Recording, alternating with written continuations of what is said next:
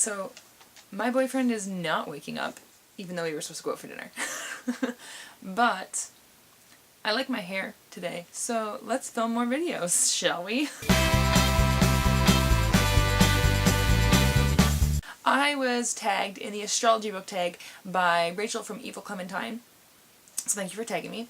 And the tag was created by the Pastel Ghost, and I will leave both of their channels below. And let's get started with questions. Aries, a book where the characters go on a grand adventure. And I think I'm going to go with Percy Jackson and Lightning Thief for this one, because it was actually quite a different book than I was expecting, and it was a lot more adventurous than I thought. I wasn't expecting a big fun road trip and a lot of crazy little mini adventures within the big adventurous road trip, so that's what I'm going to go with for that one. Taurus, a book that you thought long and hard about before buying. And I actually think this book for me is The Raven Boys by Maggie Stiefvater, because the first time I saw it, I just thought the cover was absolutely gorgeous and I really, really wanted it. But again, I'm not a huge hardcover person, unless the rest of the series is in hardcover, or I think it looks better in hardcover than paperback, blah blah blah. So I was going to wait for it to come out in paperback before I bought it. And then when it came out in paperback, it had a different cover. It was similar, but it wasn't quite the same, and I didn't think it was as pretty, and I was like, what the hell? I waited for the paperback, and then now I don't even want the paperback. And then I heard a lot of people say that it took a while to get into, but I didn't care because I wanted it anyway just because of the cover. But then at the same time I was like, I shouldn't just buy a book just because it has a good cover and then hope that I'm going to disagree with some of the things that I've heard. But then I heard other people say that once you did get past the first 100 pages it got really, really good. And so finally, after much consideration, I decided to ask for it for Christmas. So I didn't even have to pay for it, but I did end up getting it after thinking about it. And I did read it and I really enjoyed it, and then I liked the second one even better. Gemini, an author who you feel is wise and understands people and life and portrays that in their books. This is a tough one. I don't really know about an author being wise. I think the only thing that I can really think about in this is that it bugs me a lot in books when, like, for example, it is like an urban fantasy where someone finds out that there is another world in our world and they just accept it and they're like, oh, okay, that makes sense. That really bugs me. That happens a lot. That also bugs me in vampire anything, when someone gets turned into a vampire and it's really easy for them not to eat people. I can't really think of an example of where that doesn't happen right now, at the moment. Okay, so I've thought. And I think I'm going to say Maggie Stiefvater because of the Raven cycle. First of all, the girl grows up around magic and everything, and Gansey kind of grew up understanding a lot of magical things as well, so it wasn't like that aspect where it took them a while to believe things or anything like that, but mostly just I feel like the characters in those books are really, really real and really, really deep, and they have a lot of problems, and I feel like the way that they deal with it and the things that happen and just the way that they talk I feel like is super really realistic, and it just makes it so much more real, and I really liked that about it. Cancer, a book that helped you get through a hard time in your life. I don't know. I feel like it was music that helped me get through hard times in my life. I don't think it was books. I really don't have any memory of locking myself in my room reading a book to get away from something in my life. It was always music. I'm a horrible reader, apparently. If you want to know about music, I'm going to say Billy Talent, for sure, in high school. And probably Evans Blue in college. Evans Blue. Ooh, and Atreyu. For sure, Atreyu. I feel like. Leo, a book that made you feel empowered or inspired. Man, I don't know. These are hard. Inspired in writing, Harlan Coben books inspired me, actually, to write a mystery, because his books are like mysteries, or like crime, murder mysteries, and they always have a twist at the end.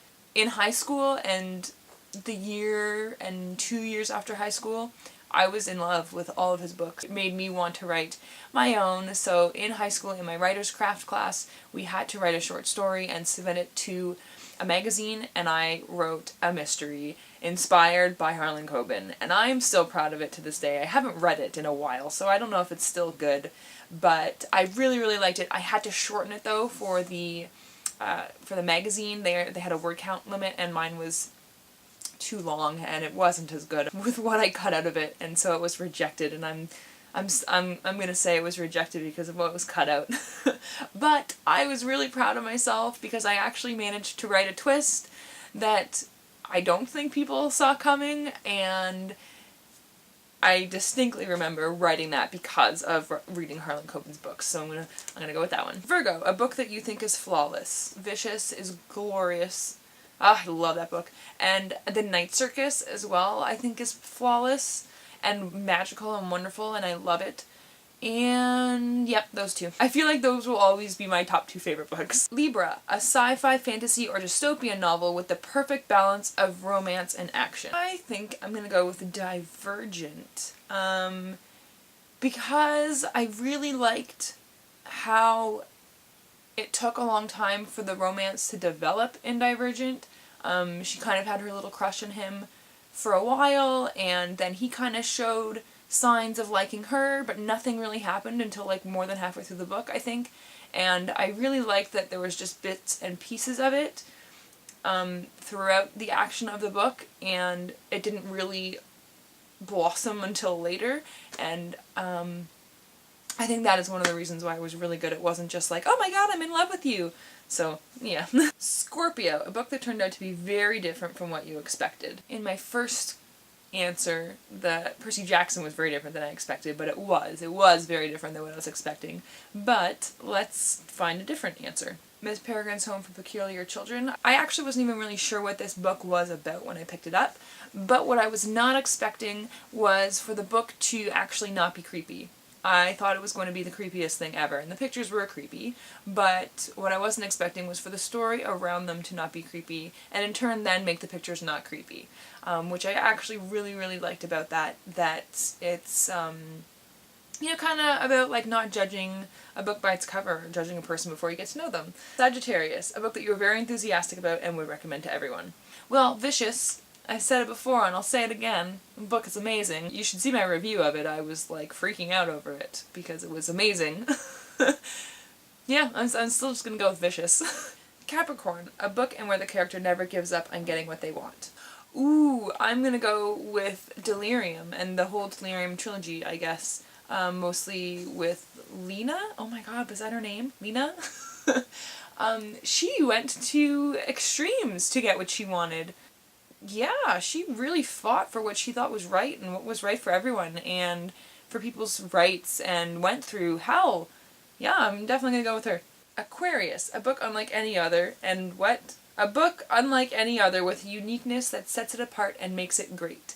Maybe The Invention of Hugo Cabret, which is like his other book, Wonderstruck, but the way that it's told is that there's writing and then there's pictures, and sometimes there's just pictures to show you what was described, and sometimes there's pictures telling the story, so you have to look at the pictures to know what happened. You can't just skip the pictures and then go to the next words and not be lost, which was really cool. And I liked that it was a really huge book, like it was tonkin'.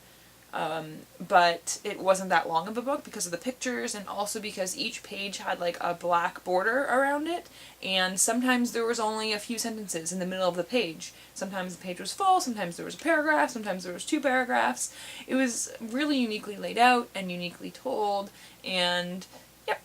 Pisces, a book with a character who goes through immense development. I think I'm gonna go with Melanie and Wanda from The Host, because they hate each other at the beginning because they're both in the same body, and both of them want to have control over the body, and neither of them can sometimes, and they both have different beliefs about what's happening, and they end up loving each other like they're sisters, and they go through a lot together, and they almost die, and they love the same person and then love different people but are present for the loving of the two different people, and there's just, I feel like they grew a lot. I feel like everyone grew a lot in the host, but especially Melanie and Wanda because of what they went through together. Oh, and that's it. Okay.